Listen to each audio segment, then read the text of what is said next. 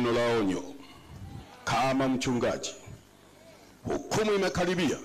Wazazi watasimama mbele ya Mungu kutoa hesabu juu ya watoto wao waliwaleaje. Mungu akamwambia Eli, kwa kuwa hukutumia fimbo ya ukali kwa watoto wa kweli, sasa wanaichafua madhabahu, nimekuhukumu na watoto wako watakufa na wewe utavunjika shingo. Na yakatimia. Unasema tu kwa mdomo, hata uwe mkali kwa mdomo, chukua fimbo. Mama, hata alie. Mama, kuna vitoto vingine vinalia kwa huzuni kweli. Pako unakaonea hurumu na basi mwanangu basi.